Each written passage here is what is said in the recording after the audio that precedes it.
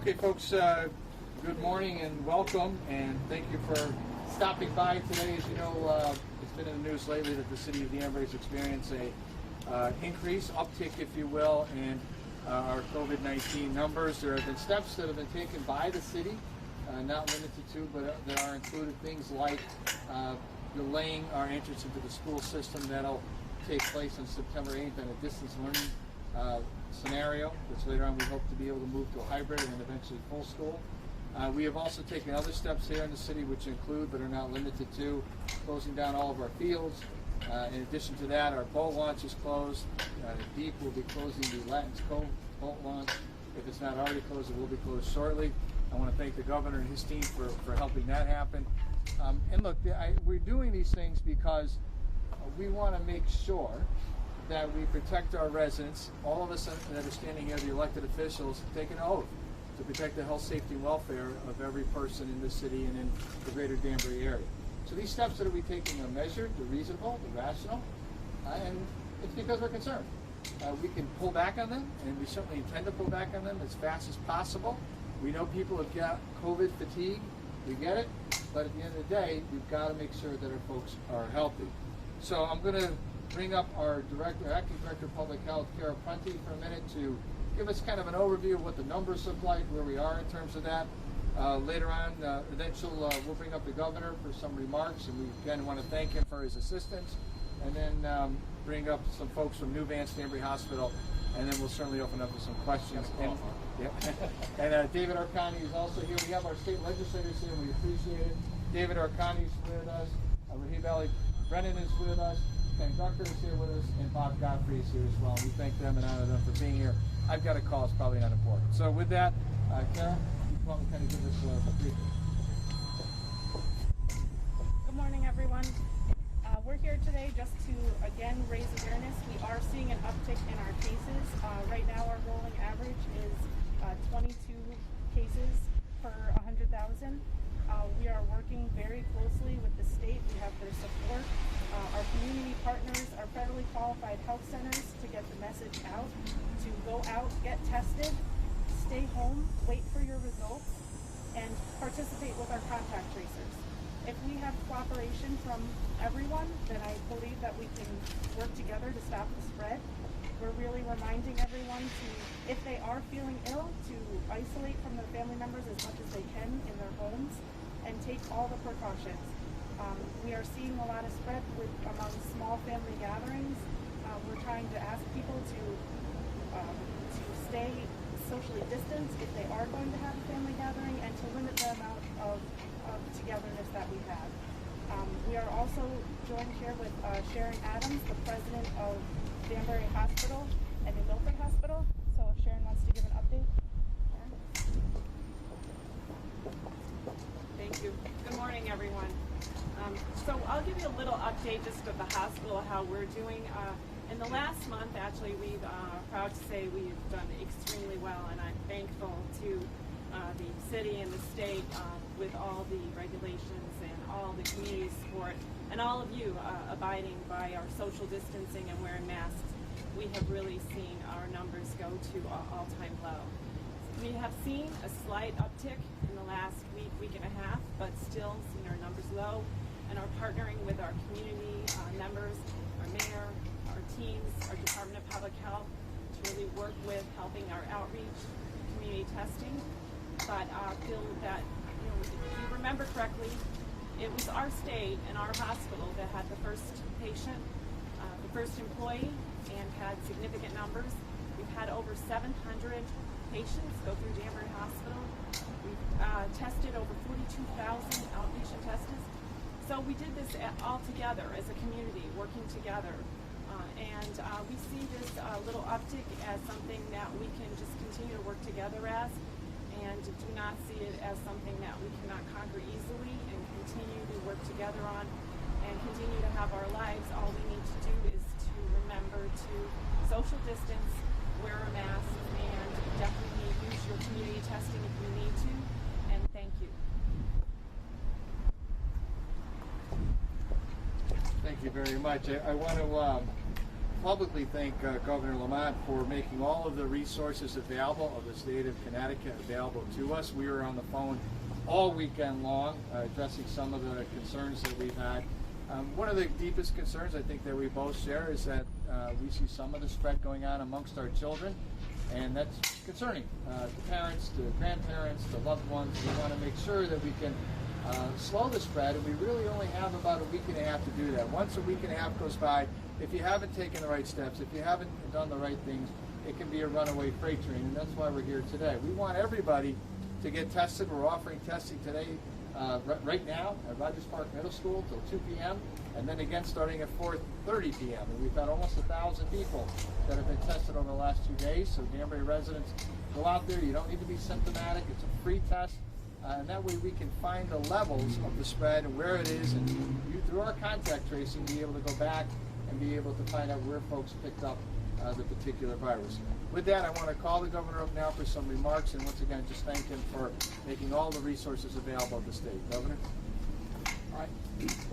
Hey, well, thank you, Mark. And we were just standing there, remember, March 6th. It seems like yesterday when at Danbury Hospital with the very first infection was right here, not that long ago. Remember, we used to think Wuhan is a long way away, and then New Rochelle, and that was Connecticut, and that was here. A lot has gone on since then. We had our surge, there's no question about it, and Danbury Hospital, a lot of our hospitals got closed, but always had capacity, you know, for which we're very thankful. And really over the last few months, as we've cautiously reopened the state, our infection rate has consistently gone down. So we're really been one of the lowest in the country, about 1% over the last 60, 70, 80 days, for which we're really thankful. And that was really due to prevention, because of everybody really following the protocol seriously, starting with a mask, keeping the social distancing. But there have been leaks, and it's a little ironic that here we are back in Danbury because we've had, it's not a surge, but it's an uptick. And we're going to come down hard on upticks like this. We've had maybe 1% infection rate around the state, and maybe 6 or 7% here in Danbury. And it happened relatively quickly. And, Mayor, that's why we've come in hard. Thanks to your leadership here, we've come in hard. We've come in hard with testing in particular. Testing and track and trace. We've tested hundreds of people in here.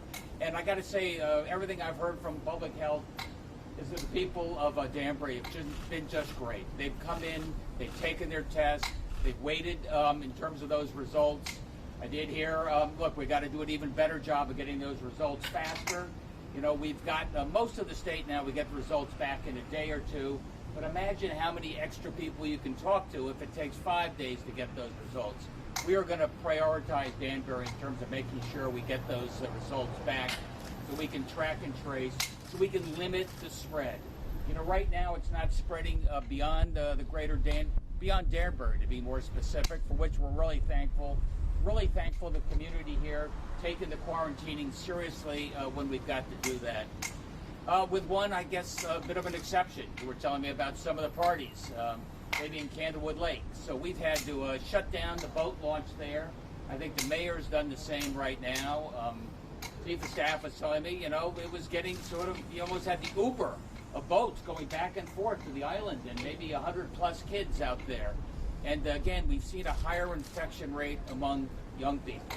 And just remember, young people, perhaps you don't suffer all the same complications that your parents or grandparents do, but you can infect. And I've got to be very strict about this. The mayor's being incredibly strict about this, and we're going to hold people accountable. And you're not going to be going out for these big parties going forward. Look, it's going to be a bit of a journey, and it's not going to be a straight line. And I think you know that nobody more than me wanted to get our schools open. I knew just how important that is for young people, especially the kids who've been social isolated for so long.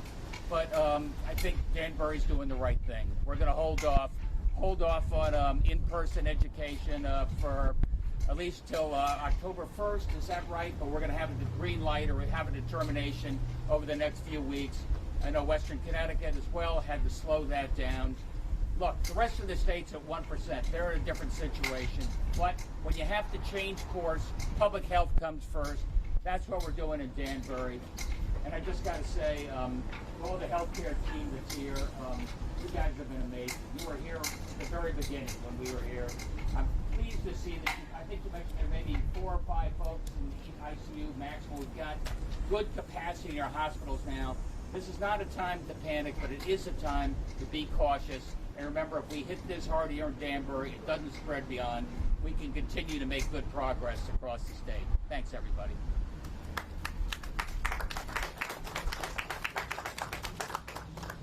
I'd like to take a quick moment to recognize our emergency management team that's here with us. Matt Casavecchia from New Vance, who's the incoming emergency management director, and TJ Weedle, who is our current emergency management director, who is hanging out. I feel like telling him he's done. That's going to be a while. We also have a great legislative delegation that's been very supportive, and I'm going to ask David Arcani, state representative from the Fighting 109th District, to come forward with a few thoughts. David? Thanks, everybody. And I'm really going to speak today as my role as House Chair of the Energy Committee as well. Acting Director Kara Prunty gave us a great detailed update on where we're seeing the spikes here in Danbury and some of the reasons for it a little earlier. And there's a noticeable uptick in infections within neighborhoods, within parts of our city, that were without power for the longest. The areas of downtown in particular that were out of power for 7+ days during using the heat map capabilities that the health department has in tracking has been noticed that's where we're seeing this uptake. And I think that's an important concept to get out there, an idea to get out there for you all, because as the Energy Committee is going to be doing our part to hold the utilities accountable for how they've pre-staged the event. We're having our informational forum on Thursday. My co-chair and I and the rest of the committee, along with the governor's team, are working on a pretty expansive piece of legislation that will hopefully be taken up in special session sometime in September. But I wanted to get that out there because I think it's important, and I'm going to be reaching out to the Department of Public Health, looking for statistics from other cities in the state where power was out for the longest, to see if any uptick in cases happen there, and see what we can do going forward. So I want to thank you for this and hand it back to the mayor.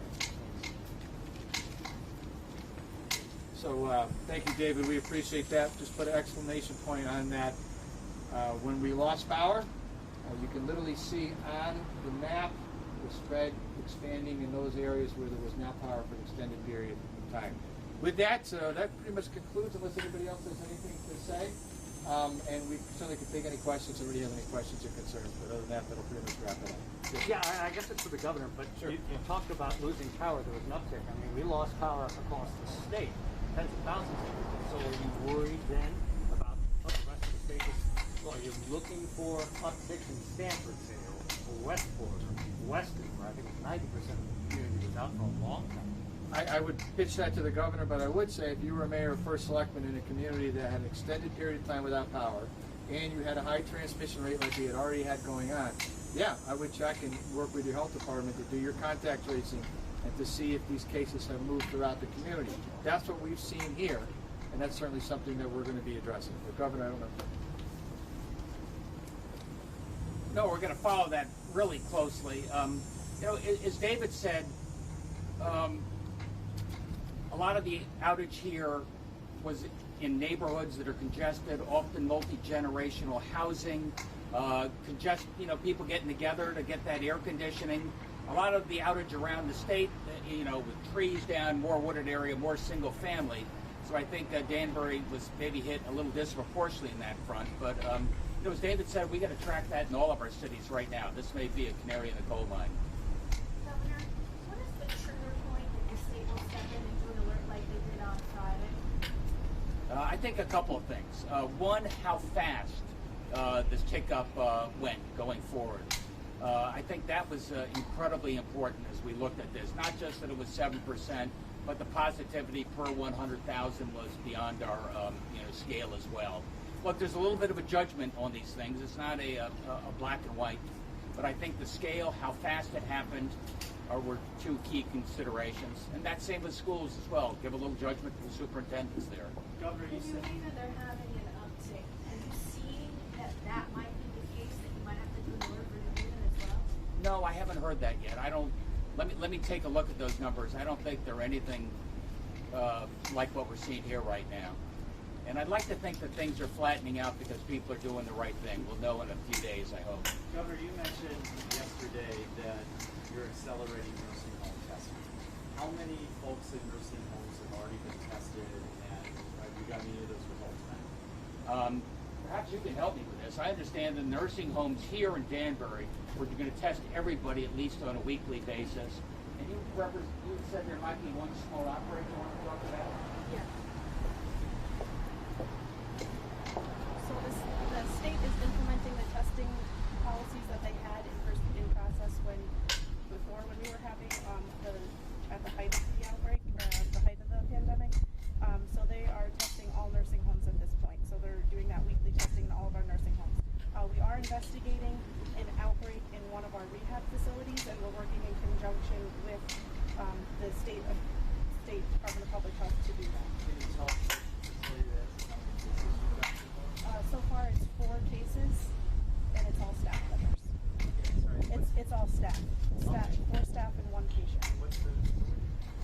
I don't know if I can have that information. I mean, you guys usually give out nursing homes statistics. Yeah, I will defer to the state PH to give that information out at this point. I'm sorry, you said it was 4 staff and 1 patient. And 1 patient, yes. It's an ongoing investigation. Yeah, the CDC extended their recommendations as far as travel restrictions, both nationally and internationally. Saying people don't have to quarantine any longer. I'm wondering, how does that impact the state? Are the state recommendations still the same? Say yes. Yes. Okay, well, I do have a follow-up to that. I mean, when it comes to travel, you're equating some of this outbreak to national and international travel. So, are we still filling out that travel form? Are people still filling that out? And have there been any fines in this particular situation? People who haven't done The answer to that is yes. Look, the Tri-State Consortium, now Massachusetts and Rhode Island, we still have in place our quarantine. I'd like to think that more of these states are going to fall off of that as their positivity rate gets below 10%. But CDC is doing their thing. It's really important that if people coming from a very highly infected state or a highly infected country by that same criterion, you quarantine, you test in quarantine. That is by far the safest thing we can do. We're doing that for all of our colleges. If you want to know where I have a little red flag in my head, it's less about K through 5 or K through 8 education. It's a lot more about our colleges, where we are bringing in folks from all over the country and even all over the world. And the colleges have been very strict about testing before you're on that plane, testing when you get to college, and quarantining.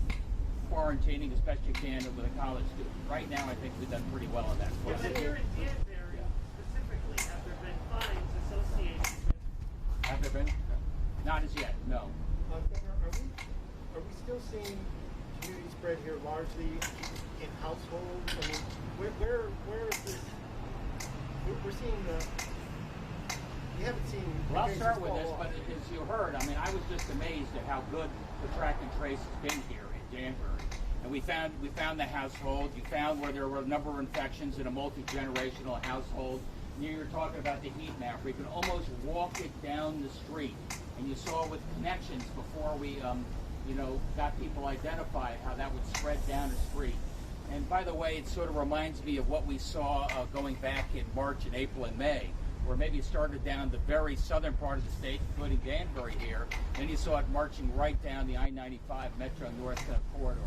This is the same thing on an urban basis. Are a majority of the cases we're seeing being transmitted between members of the same household? I think yes is the answer to that. And how does that affect your thinking about reopening schools and the increased risk? I know we talked about it a little bit yesterday, about especially with kids going back and forth between daycare and school. I think for K through 5 education in particular, the fact that they can be in a classroom cohorted just with themselves rather than going, you know, from the home to the playground to the daycare, maybe part-time in the classroom, I think it's the safest way to go. And I think you heard that from the daycare operators as well, loud and clear yesterday.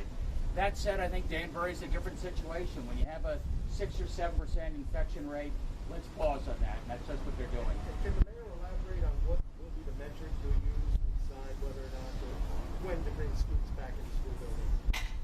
Well, I mean, just to back up 1 second. Yeah, sure. So we see spread in there, correct me if I'm wrong, in really 3 key areas, right? Travel, both international and national. 2 would be in some of our places of worship that went to live services, they've now scaled back and gone to virtual. And then 3, we've seen some transmission on our athletic fields, hence the closing of our sports leagues and et cetera. So those are the 3 key areas that we see. Now, somebody asked me yesterday, well, I don't understand, how could somebody travel internationally? Well, some people are dual citizens, and they can go back and forth pretty easily between the various countries and be able to come back in here. So you see that to be an issue. And most people don't fill out the form, although they're supposed to. And it's really very, very hard if they're not going to participate in the program that we're doing. In terms of the metric to going back to school, the superintendent will look at those things closely. In a couple of weeks, we'll look at these numbers. You know, it's not really too hard to figure that out. If we were at 2, 3, 0 pretty much every day, you know, Friday we had 44 new cases, yesterday 15. You know, if these numbers start dropping way back down, then we know that we've got our arms around the spread, and we can entertain going to a hybrid model and then eventually migrating into a full school. But we do know to spin up even a hybrid, it takes about 3 weeks for us to do that. So that's why we're waiting until October to say the kids could think about going back into the classroom. And just to be really clear about how this is spreading, so you're saying it's coming from travel, places of worship, and athletic games, and then spreading among families from there? That's right. You know, we don't know a lot about this, and I should be careful when I say this, but we think the research is showing that children carry a much higher viral load, and that viral load makes them much more contagious. Although the immune system beats the virus, the load that they have in them makes it easier to spread amongst the family members. So it sounds like this is coming from gatherings that are approved and allowed, not from unsafe, unsanctioned gatherings? They are. I mean, you know, we've seen barbecues of 10, 15 people, aunts and uncles, and a couple of parents and cousins and kids, and you know, we've seen the spread going on there. So we've asked people, the governor's asked people, I've asked people to think twice about having those kinds of events until we get over the hump, we get our arms around this, and we understand that we pretty much have pegged down where the problems are, and we have to get more people tested too. That's another key, because that helps us understand where the virus is and where it is not. Right? And that's just as important. And do you feel like it's still spreading kind of exponentially in town, or are you starting to get your hands around it? I think we're starting to get our hands around it. I mean, we knew last week we had about a week. You get about a week window on this stuff before it runs out of control. And then you can't do contact tracing because there's so many cases per day. It's impossible. You just don't have enough staff to do that. So we feel okay, but we want to see more numbers, more data. Mayor, Reading so into what you're saying about are the kids on the athletic fields, are they passing it to each other? Like, are they sitting on the bench at a baseball game? How's it treated? Yeah, I mean, we're this is a guess, but we think it's really the benches and being close together. You know, I was at games on Tuesday night. Parents didn't have a mask on. Kids on the bench weren't wearing a mask. Nobody was social distancing. I mean, that's a problem. I mean, it's still there. I know people want to think and forget about it because we're so tired of this. I get it, but it's still there, and we've got to be diligent. So, Mayor, I got to ask you and the governor. So, you know, we're looking at starting up fall sports again. Even benches are a risk factor. Should we move forward with that? Well, I can't speak for the governor. I will say this, that we pause our high school athletics for right now while we're currently under this pause. I will say to you that some of the sports that are being presented as moderate risk by the CDC, one of them being soccer, we've seen some spread in soccer. So, you know, baseball, right? I mean, you would think you're literally in left field. How can you get sick? But we're seeing it happen. So those are things to be careful about. Is it, you know, as the governor said, it's not catastrophic yet, but it's something you should be concerned about and you need to watch. Governor, you want to weigh in? where the spread is between maybe soccer fields, also international travel, maybe to South America. Is this also something, is the messaging sent out